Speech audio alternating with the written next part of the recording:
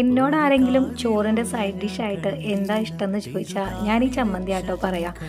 ഇതിങ്ങനെ കൂട്ടി കുഴച്ച് കഴിക്കാനുണ്ടല്ലോ, എന്താ സ്വാദ് അല്ലേ.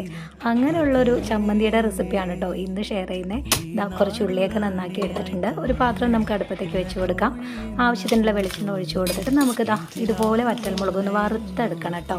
ഇനിയുണ്ടല്ലോ ഈ എണ്ണയിലേക്ക് തന്നെ നമുക്ക് കുറച്ച് ചെറിയുള്ളിയും കൂടി ഇട്ടിട്ട് നന്നായിട്ടൊന്ന് വഴറ്റിയെടുക്കണം. ഒരു ചെറിയ കഷ്ണം പുളി, അതുപോലെ തന്നെ കറിവേപ്പില, ഇത്ര അങ്ങ് വറുത്തെടുത്തതിന് ശേഷം നമുക്കൊരു മിക്സിയുടെ ജാറിലേക്ക് മാറ്റാം. ഇനിയുണ്ടല്ലോ കുറച്ച് കല്ലുപ്പോ ഉപ്പുപൊടിയോ ചേർത്ത് കൊടുത്തിട്ട് ഒന്ന് ക്രഷ് ചെയ്തെടുത്തിട്ടുണ്ടെങ്കിലേ സംഭവം തയ്യാറാണ് കേട്ടോ. നല്ല ടേസ്റ്റാണ്. അപ്പോൾ ഈ ഒരു ചമ്മന്തി ഉണ്ടല്ലോ ഇതുവരെ ആരെങ്കിലും ഉണ്ടാക്കി നോക്കിയിട്ടില്ലെങ്കിൽ ഒന്ന് ഇതുപോലെ ഒന്ന് ഉണ്ടാക്കി നോക്കിക്കോട്ടോ. ഇതിങ്ങനെ ചോറിൻ്റെ കൂടെ നന്നായിട്ടൊന്ന് കുഴച്ച് കഴിച്ചാലുണ്ടല്ലോ നമുക്ക് വേറെ ഒരു കറിയും വേണ്ട കേട്ടോ, അത്രയ്ക്ക് ടേസ്റ്റാണ്. അപ്പോൾ എല്ലാവരും ഒന്ന് ട്രൈ ചെയ്ത് നോക്കൂ.